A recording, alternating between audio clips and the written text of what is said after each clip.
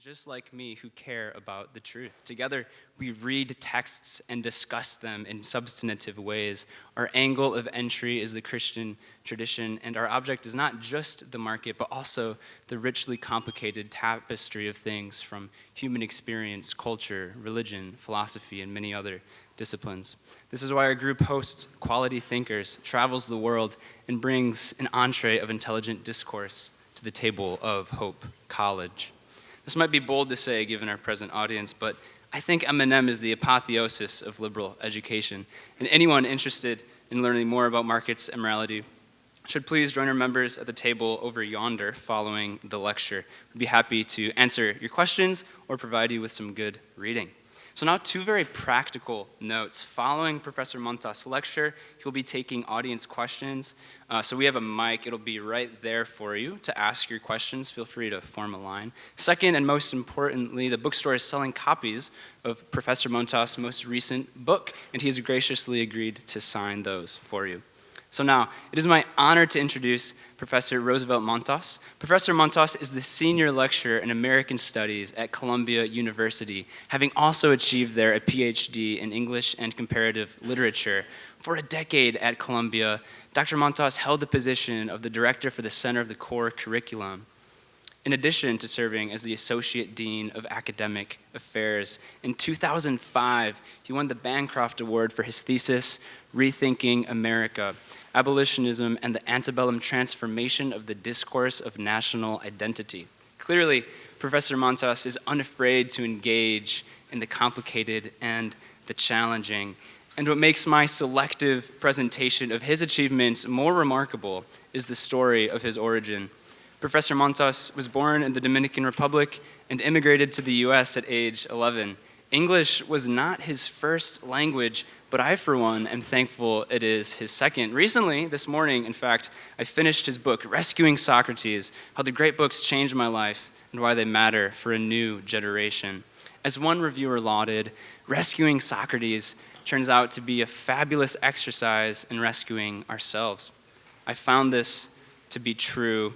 And so, again, as students file in, I'm honored and grateful to introduce Professor Montás. Please join me in welcoming Professor Montás.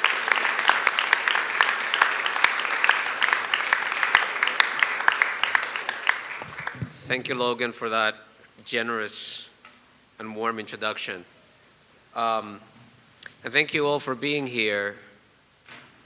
It's a great honor for me to be here. It's my first time at Hope College. I hope it's not my last. I've only been here a few hours. I came in last night, but my conversations today with faculty and students, sometimes you get to a place and you feel an immediate kind of affinity. You feel an immediate sense of harmony, belonging. And that's been my sense of this community so far. So it's really an honor to be here, and it's an honor to be part of the Big Read program, to be your guest. Thank you for your attention. Attention is about the most precious resource we have, and the fact that you are giving it to me here, I don't take for granted. And the fact that some of you have given it to my book, I don't take for granted. So I'm here to talk about liberal education. Liberal education is an old subject, but it's one that can never be far from the concern of anyone who cares about human freedom and about what it means to educate a being that shares in the condition of freedom.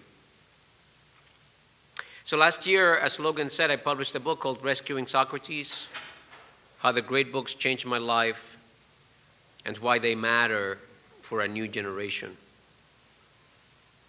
For some years before writing the book, and more intensely since I wrote the book, I've traveled the country talking about the nature of liberal education and about the imperative, at a time like this, for universities and colleges to take seriously their mission of educating students liberally. I've emphasized the urgency of making liberal education accessible to people who come from what we call marginalized communities, people who have not had access to the resources, opportunities, and privileges that people who go to college tend to have. And throughout, drawing on my own experience, I have emphasized a model of liberal education that is based on reading and discussion in small seminars of what sometimes are called great books, or to put it more descriptively, texts of major cultural significance. Being here at a place that proudly calls itself a liberal education college, a liberal arts college, I count myself as speaking to a friendly audience. Even so, I hope that I can say things that will not only affirm what you already know, but invite deeper reflection on just what it is that we're doing here. What is this education we are pursuing? And what is at stake when we promote or neglect liberal education? But before getting into all that, let me say something by way of preliminary. I know that there are many students here, and in preparing these remarks, I've had students particularly in mind. Let me begin by addressing you specifically. Liberal education is the part of your education that isn't directly aimed at preparing you for a career. It's the part of your education that's not directly relevant to any particular profession or occupation. Liberal education is that portion of your education that is due to you from us by virtue of your humanity. The part of your education that sees you not as a professional in the making, but as a whole human being. The part of your education that tries to equip you to face that condition of being a human being in all of its mystery and its complexity. One of the things that sets liberal education apart from other kinds of education offered in college is that the focus of liberal education is on the student. It's not on the subject, it's not on the discipline, it's not on a body of knowledge, it's on the student. The goals and aims of liberal education revolve around the full development and flourishing of students as individual, particular, unique human beings. I can't help but admire those of you who came to college specifically seeking a liberal education. When I applied to college, I knew very little about higher education. Though I ended up at an Ivy League university, when I applied to college, I didn't know what the Ivy League was, nor what a research university was, nor what a liberal education was. I can't help but wonder what it would have taken to get a student like the one I was in high school to grasp the meaning of a liberal education. As it happens, I attended the one major research university that has a great books liberal arts program required of all of its students, regardless of their major. That program, called the core curriculum, takes up most of the first 2 years of study at Columbia. The way in which that intellectual experience expanded and transformed my inner life drives much of what I do to this day. So the question returns, what would it have taken to communicate to me when I was a low-income, immigrant, and first-generation high school student what a liberal education at the college level means? It strikes me as a task of the greatest importance to expand the reach of liberal education to people who have been traditionally excluded from it. This matters to national life because we cannot have a prosperous society, a thriving society, a healthy society that is divided by privileges of birth, and where individuals are structurally denied the tools for participation in collective self-governance. I think that we're slowly coming to realize that human freedom is not only a question of rights.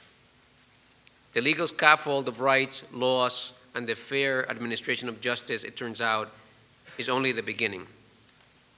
For those rights to mean something, For those rights to carry social force, we need to educate individuals that understand themselves as having the right to have rights. We need a form of education premised on our fundamental condition of freedom. In my experience, when people are given a taste of what a liberal education is and what it does, they want it for themselves and for their children. People have an impulse towards freedom and self-determination, a hunger for truth and self-transcendence that makes liberal education immediately compelling. It's not true that all students want from their college education is a job. No matter how much the broader culture tells them that this is what they should want, it does not succeed in beating out of them needs and aspirations that can only be satisfied by non-economic goods. They long for an education that addresses their entire humanity, not just their stomachs and their pockets. An education that not only teaches them things, but which transforms them. An education that's not just about making a better living, but about living a better life. Let me try to specify what I mean by liberal education.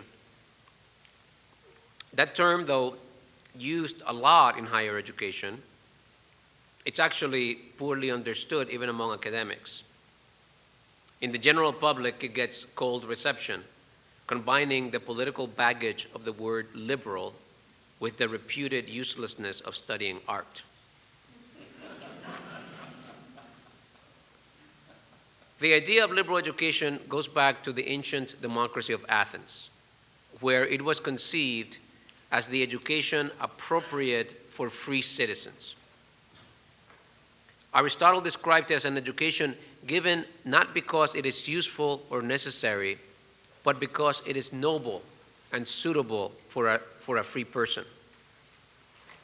All Athenian citizens, the sort of free persons Aristotle had in mind, participated in government by voting directly on the adoption of laws, holding political office, deliberating in juries, serving in the army. Athens was a democracy in the true sense. Our democracy is not a democracy in the true sense. Our democracy is more technically is most accurately described as a republic. That is, we choose representatives who then go and make the laws and deliberate and act as the instruments of government. So it's a representative democracy.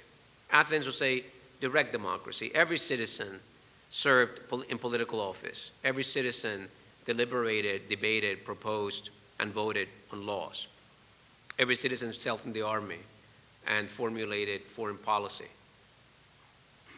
The point of liberal education was to prepare citizens for those civic responsibilities. To this day, democracies depend on a citizenry capable of discharging the duties for which a liberal education prepared Athenian citizens. Indeed, the possibility of democracy hinges on the success or failure of liberal education.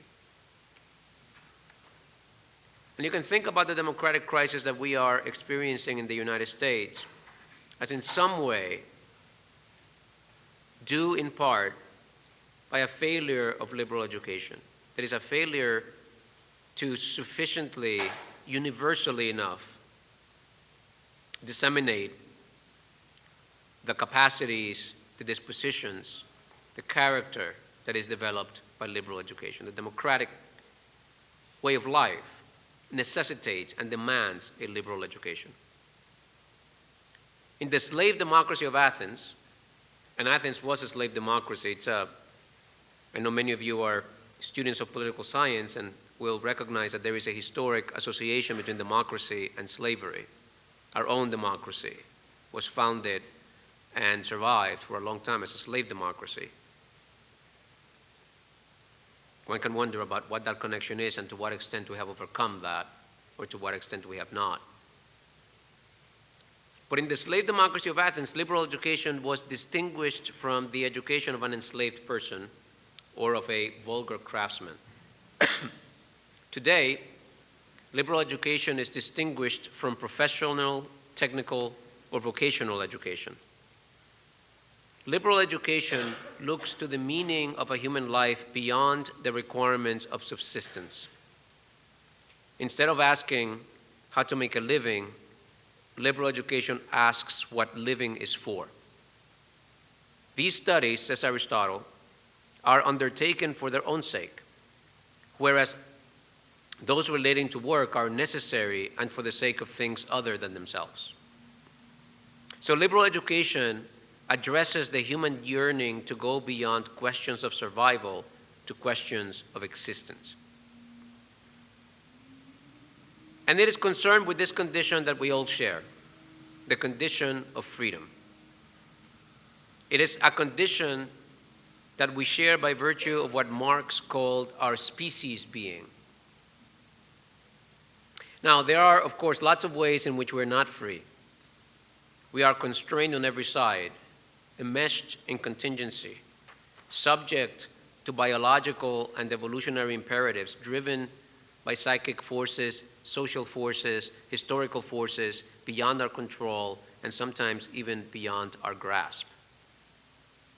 In the political sphere, injustice and persistent forms of inequality mean that many individuals cannot even enjoy the basic liberties that modern democracies have been organized to secure. So in some ways, we're not free. And in some ways, some of us are more free than others. Yet, our condition as human beings brings along an immediate and fundamental experience of freedom. I want to give you two examples of the way in which this freedom is evident in our everyday experience. One of those ways is that this subjective experience of freedom that I'm talking about is epitomized in the human capacity for self-reflection. Notice that self-reflection, looking at yourself, cannot have a predetermined outcome. You cannot know what it is you're going to see if you are looking honestly at yourself. It is an expression of radical freedom. Self-reflection changes us. It changes us in the very act. It is an act of self-transformation. The entity we see when we reflect on ourselves is no longer the same entity that is doing the looking and the seeing. In the activity of seeing ourselves, we become something else. The object that we reflect on is changed by our reflection. Because of our capacity for self-reflection, we live as fundamentally, radically indeterminate beings, that is, as free beings. Our experience of ourselves is the experience of freedom. One of the things that has become evident to me as I get older is the surprising way in which I have changed my mind about fundamental things. Things that I could not have imagined that I would change my mind about. Gradually, almost imperceptibly, the ground shifts from under me and I find myself holding a different opinion in a way I could not have anticipated. That is a common experience of all of us. It is a reflection of our condition of freedom. The other way I want to point out in which our experience of freedom is evident and inescapable is that each one of us, no matter how unfree we are, must posit for him or herself some notion of the good, some notion of what is the best kind of life that we can live, and then order our actions and pursuits according to it. No one can do that for you. You and only you have to work out what whole manner of life you think is most worthwhile pursuing for yourself. Liberal education takes this aspect of the human condition as its starting point and tries to give us the tools with which to work out the best possible answer. Let me pause for a minute on the claim that liberal education and education in general has the power and the tendency to transform an individual's life. It's a claim that liberal education shares with self-help, with religion, and with many forms of quackery. It's a big claim to make. But the kind of transformation that liberal education holds out is distinctive. And it's fundamentally different from the possibilities for self-transformation that are offered by self-help, religion, and quackery. Quackery, of course, only offers and doesn't deliver self-transformation. For one thing, the transformative power of education unfolds in as many varieties and configurations as there are individuals in the world. Like self-transformation, like self-reflection, on which it depends, liberal education cannot have a predetermined outcome. Another way in which the kind of transformation that liberal education promotes is distinctive is that it is thoroughgoing. It's like walking through a thick fog. It soaks you through and through. Liberal education doesn't just add more knowledge on top of your previous stock. Liberal education rearranges everything else that you know. You don't just end up with more knowledge. You end up with a different configuration of knowledge. Liberal education, in other words, alters the internal proportions of your soul.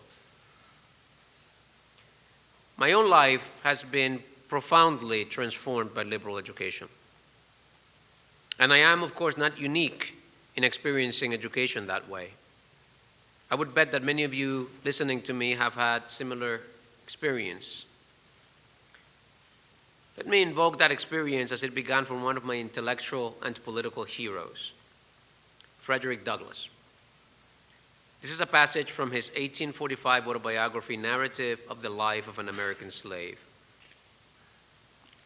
Let me set up this moment that Douglass describes here. So Frederick Douglass is born in a plantation in Maryland, way out in the country, in the eastern shore of Maryland.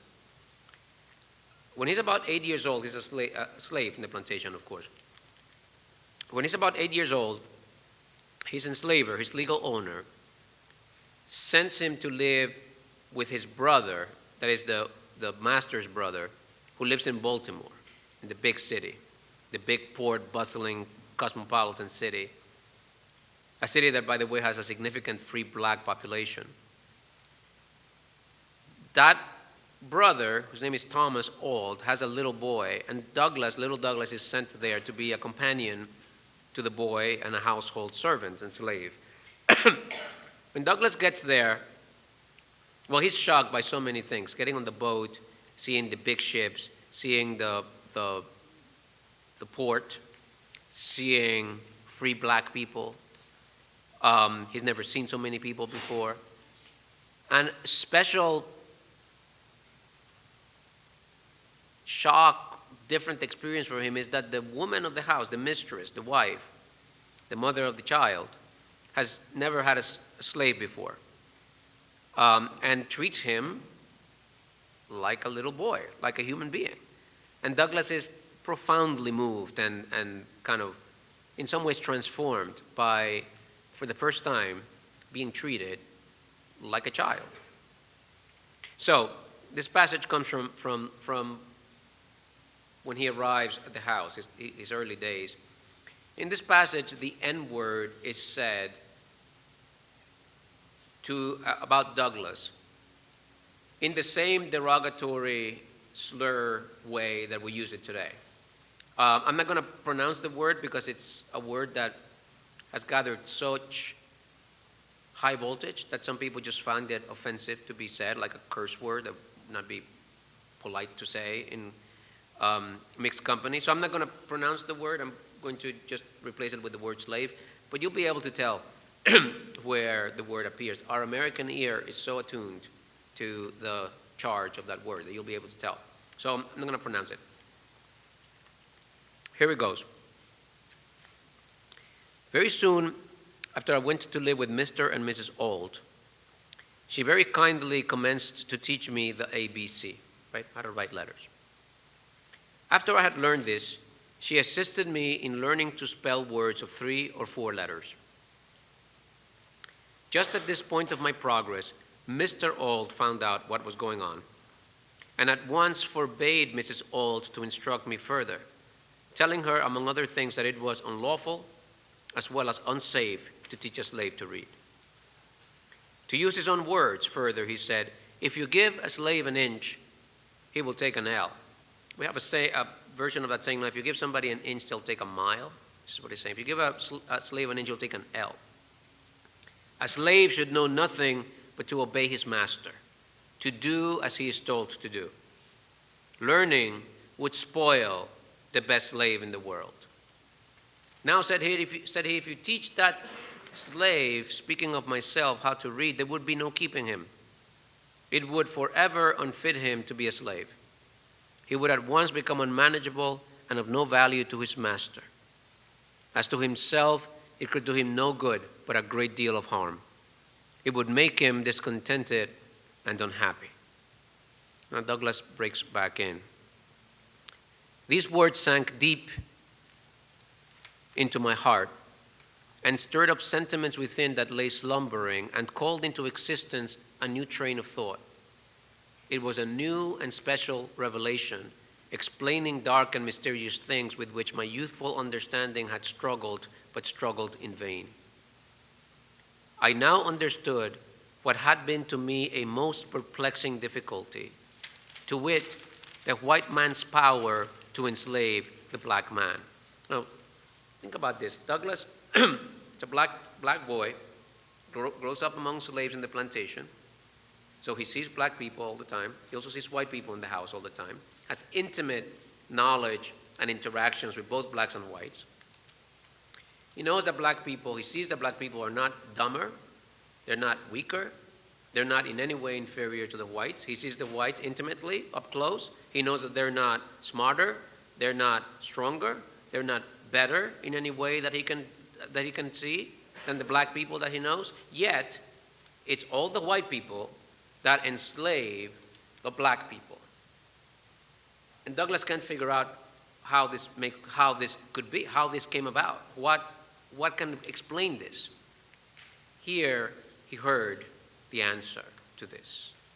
He says, from that moment, I understood the pathway from slavery to freedom. It was just what I wanted, and I got it at the time when I least expected it. While I was saddened by the thought of losing the aid of my kind mistress, I was gladdened by the invaluable instruction which by the merest accident I had gained from my master.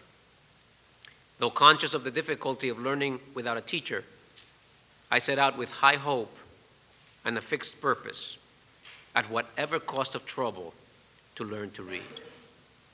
And boy, did he learn to read and write, and made his life as a newspaper editor, writer, and speaker, and one of the most important political thinkers and historical figures in America.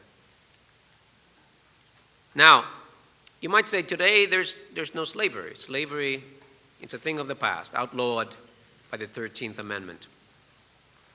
It's true that in the U.S., no longer do we have chattel slavery, where you and your children are literally owned by someone else 24/7 and forever. But there are other forms of subjugation, coercion, and domination that pervade modern life and that have much in common with slavery. Liberal education, the kind of education into which Douglas saw a window in his acquisition of literacy, today it's also aimed at charting a path from slavery to freedom. It's aimed at somehow transforming you in such a way that you are forever unfit to be a slave. Let me point to two domains in which forms of enslavement persist in contemporary life. One is public and one is private. One pervasive form of subjugation that exists around us is what people call wage slavery. That's when you sell your labor for a period of time and are, during that time, effectively subject to a master. This form of slavery was recognized even in antiquity when there still existed chattel slavery. And of course, it was thought to be beneath the dignity of a free individual to subject themselves to this form of enslavement. I'm not going to get very much into this, but let me say that it's almost taken for granted today that this is okay. That it's some kind of life to sell yourself to servitude and dehumanization from Monday to Friday in order to buy the privilege of living on the weekends. But it's not so. This is not the worthiest life for a human being. There is no virtue in that, no expression of human excellence, no recognition of human dignity, but on the contrary, a degrading brutalization of human nature.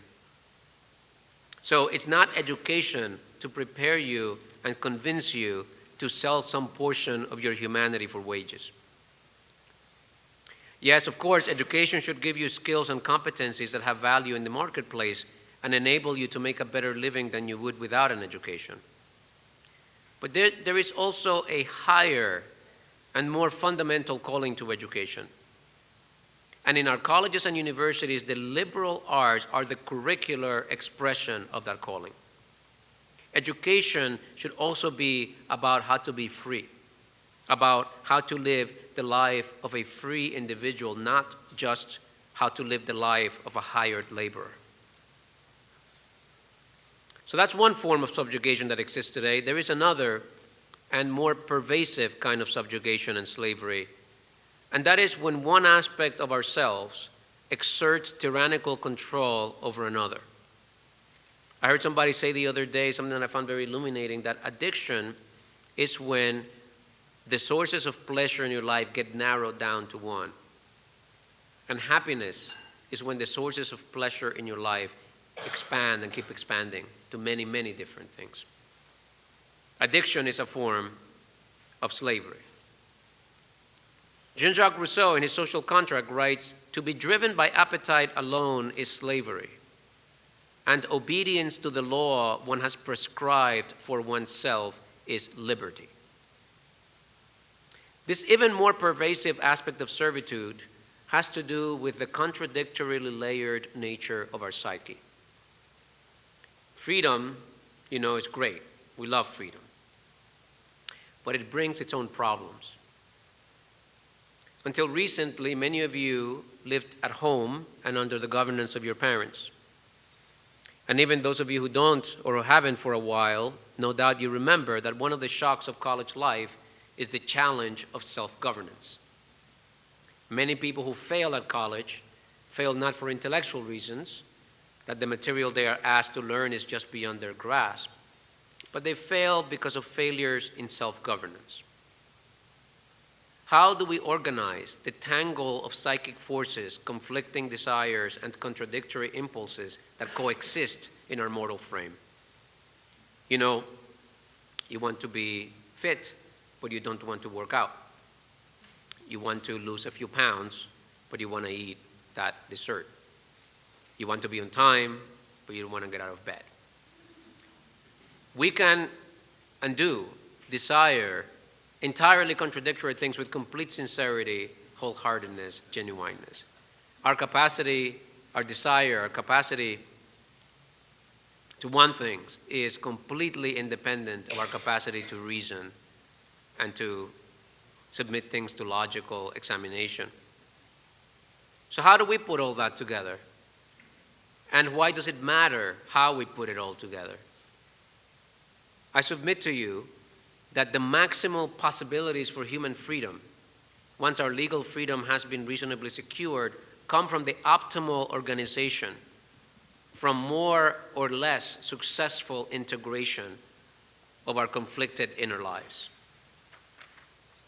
When Douglas, listening to his enslaver, recognizes that learning would forever unfit him to be a slave, he is hearing a recognition that education encourages inner developments that transform your life from the inside out in a way that liberates you and that is irreversible.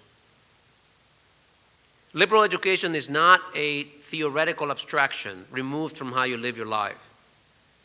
Liberal knowledge is earthly and rooted in the contingencies and dilemmas of daily life. It involves foresight as well as intuition, calculation as well as value judgment. clarity as well as ambiguity, explicitness as well as elusiveness. I like to contrast liberal knowledge with another kind of knowledge that pervades in our university, which is scientific knowledge. Scientific knowledge progresses cumulatively. It builds on the discoveries of the past and adds new ones on top of those. We understand infectious disease, electromagnetic radiation, climate change, much better today than we did 50 years ago. And we call this progress. But liberal knowledge doesn't progress that way. We don't understand the experience of grief, how to live with the consciousness of death, or the meaning of love and nobility any better today than we did 100 years ago.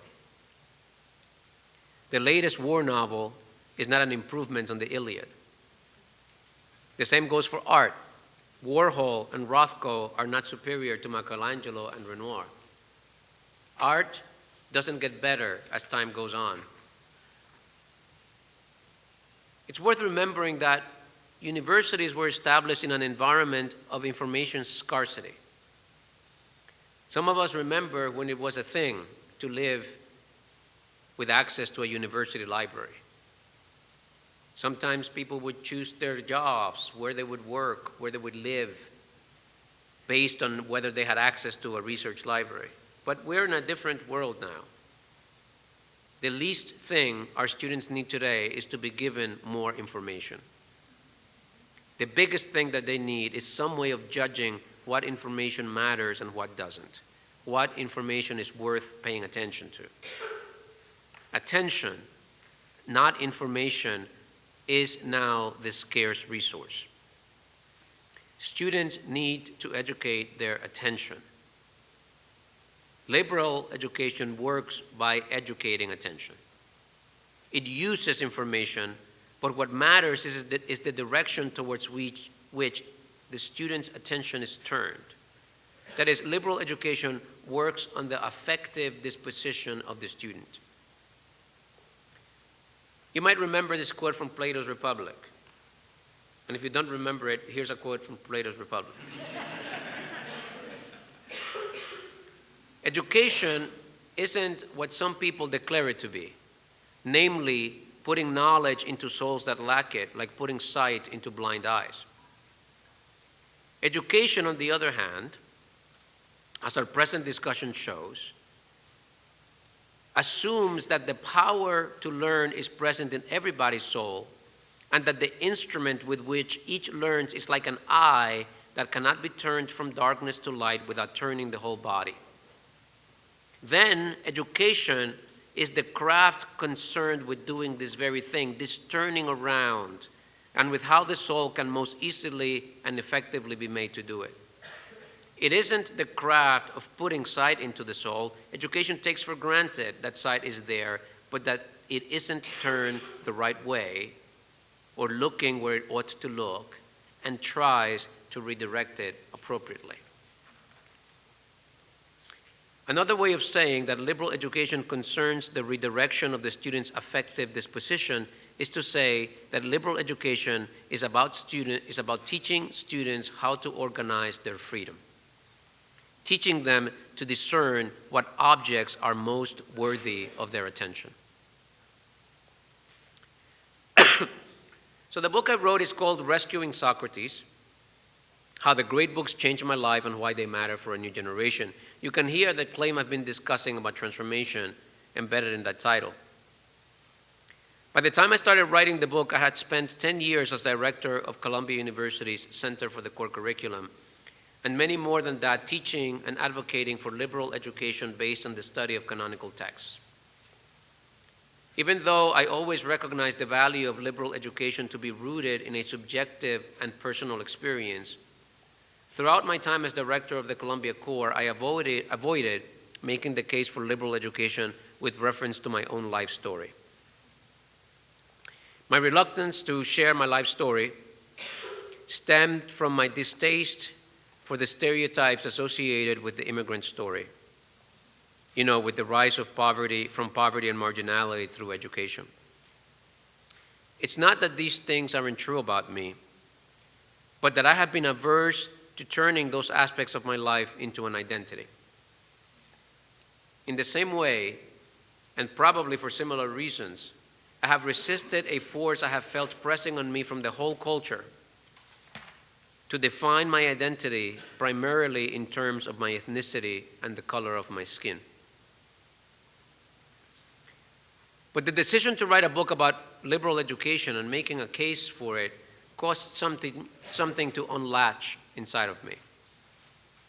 It was suddenly clear that I could not write such a book, that I could only write such a book in the first person and with my whole self in it.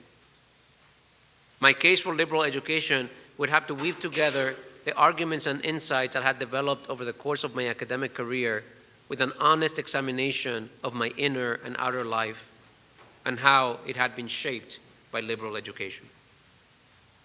So this is what Rescuing Socrates is about. Let me say a word, if you permit me, as I do in the book, about my autobiography, my life. I grew up in a small town in the Dominican Republic, in a rural town in the foothills of big mountains. I came to the United States not speaking English 2 days before my 12th birthday. The town I grew up in the interior, up in the mountains, was immersed in the agrarian and pre-industrial rhythms of the 19th century. It extended 6 streets in one direction and 4 streets in another. My childhood address, kind of burned into my memory, was Calle 6, Casa 7, the 7th house on the 6th street. I remember when our roads were paved and when we got running water. At home, we had no television, no stove, no refrigerator, no phone. There was one phone in the town. It was at the one gas station that there was in the town too. If you needed to make a phone call, sometimes you need to make a phone call. You went to the gas station, you picked up the phone, and you held it 5 minutes, 15 minutes, 30 minutes. Eventually an operator would pick up on the other side and you would say, I want to make a phone call, and you would read out the number, they would dial and connect you. If there was a fire in the town and you needed to call the fire department, that's how you call the fire department. I remember one time there was a fire in the middle of the night, and by the time the fire engine, which was in the provincial city, about a half hour from my town, by the time the fire engine got there, the house, a wooden house, all the houses were wooden house, had been burned to the ground. Sometimes I say that I grew up in the 19th century, raised by people who grew up in the 18th century. So there is considerable distance, not measurable in miles, between there and this podium. The role that a liberal education played in that trajectory is the motive force, the little engine that drives my advocacy of liberal education and which gives it its particular contours. I landed in New York City in 1985 with my older brother to join my mother, who had immigrated 2 years earlier. In some ways, we were like a typical Dominican family, poor, not speaking English, and with little knowledge of what life in the U.S. would entail. But we had seen enough to be convinced that whatever it was, life in the U.S. would be better than the opportunities offered to us by life in the Dominican Republic. My mother got a minimum wage job, then lost that minimum wage job. My brother and I moved to a basement room in the house of a distant relative for a few years while mom fared for herself. We went to the local public school. We didn't live paycheck to paycheck since we didn't have jobs. We lived hand to mouth. It was rough, and you can read some about it in the book. My point is that when I speak about how a liberal education can illuminate a life, give people unique tools to navigate their inner and outer worlds, and empower them to transform their reality, I speak from personal experience. Let me wrap up my remarks so that we have a little time for Q&A. And I would like to end with this. Some people say that the point of a liberal education is exactly its uselessness, that it is not pursued as a means of obtaining something else, but that it is simply sought for its own sake. I see the point, but I disagree with that way of looking at it. A liberal education is extremely useful, and we pursue it for the highest of human ends. To put it simply, a liberal arts education is there to help you find your way. And this is your basic task in life, to find your way. There is, in the final analysis, nothing else to do in your life but to find your way. Not someone else's way, not the way of your role models or of your elders, not the way of success, but your way. A liberal education does not tell you what your way is, but it equips you for a kind of self-exploration and investigation of the world around you that can lead to genuine living, to a life of honesty and clarity. That life might include making a lot of money, but it might not. The point of liberal education is not to make you rich. That life might include having an impact on many lives around you, but it might not. The point of liberal education is not to make you a benefactor of humanity. That life might include many friends, or it might not. The point isn't to make you popular or affable. But a liberally educated life will be richer than otherwise. It will be more true. It will be more awake. And it will be more alive and creative. It will be more true.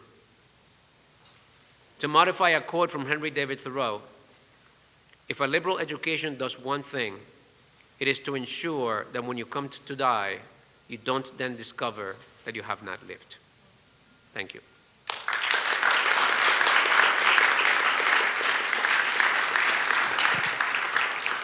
If you have a question, would you please come to the mic? We should have time for a couple questions and then perhaps some more when you purchase Professor Montás's book at the book signing to follow.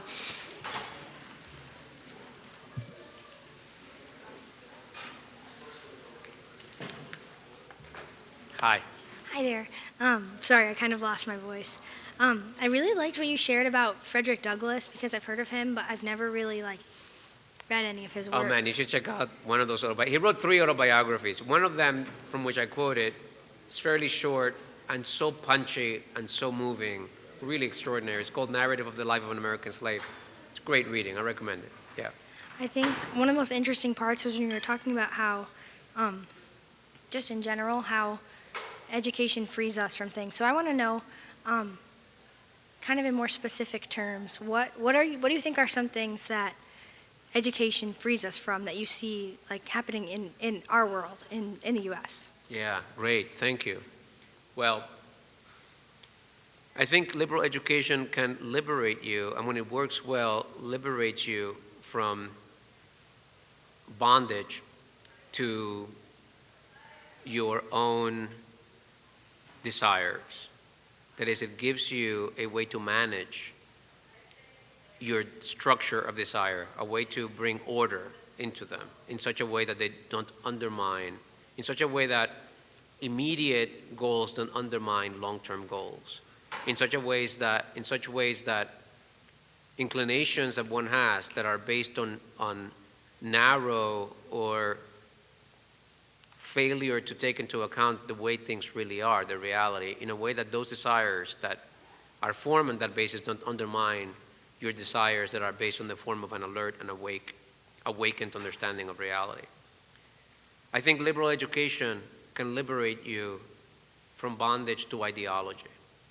And what I mean by ideology is a mental framework in which you know the answers before you face the questions. A mental disposition in which you already think you know before the evidence or before the questions. You tell me the question and I already have the answer. That's ideology. Liberal education liberates you from ideology. Liberal education can liberate you from toxic relationships, from a way of subordinating yourself to, and those could be professional relationships or also personal relationships. Finally, I would say this, and here I borrow an image from labor organizers in Brazil, where we all live under constraints. None of us live completely free lives. We have obligations, we have constraints. Some of them are due to the way we were raised. Some of them are due to the resources we have available. Some of them are due to the conditions in which we find ourselves, to the places where we live, to the gender that we are, to the biological organization of our body, all kinds of constraints that we live on. And you can think of those constraints as living inside a cage. And we all live inside a cage. Liberal education is a way to expand the floor of that cage.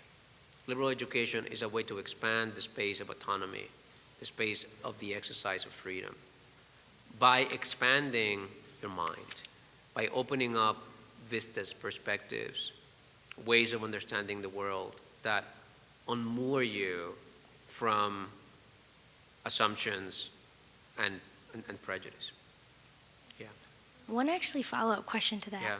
You're talking about expanding the floor of the cage. Do you think that the cage can be unlocked or that it can only be expanded? I don't think that the cage can be unlocked.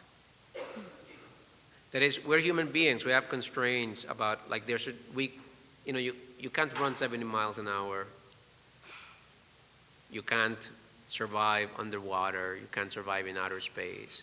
We can't, for example, the nature of our cognition is bound, for example, by space and time. We can't think non-spatially and we can't think non-temporally. We have constraints that come with with human nature, with the nature of our being human. That's the cage, right? I don't think we can escape that cage, and that's okay. If without the cage, we have no structure, we'd have no grounding, we'd have no order.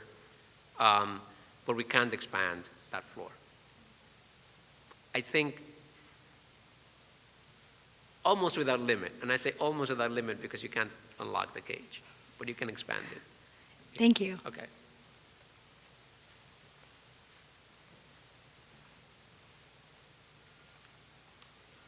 Thank you so much for your talk. How do you suggest practicing a liberal education even after we graduate? Such a great question. Because the liberal education, is not something that just happens in school. In fact, the whole point of a liberal education is to allow for something to happen in school that permits it to happen elsewhere, permits for you to be reoriented in such a way that everything that you encounter, you look at it from that orientation. There are a couple of things that I think are fundamental to the ongoing liberal education, and it's a lifelong disposition. Your liberal education never ends. So one is an orientation towards self-examination, an orientation towards always looking at yourself as an object of observation and study, not assuming that you know yourself, but always considering yourself as a kind of enigma, as a kind of mystery to be understood. And you have found it already in your life, that there are aspects of yourself that you don't know and that you discover later. So that's one of the ways in which you do it. Another thing that I think is fundamental to education, the self-reflection, is conversation. Liberal education happens in conversation with others. So engaging in deep, open, unconstrained, honest inquiry with others is a fundamental aspect of liberal education.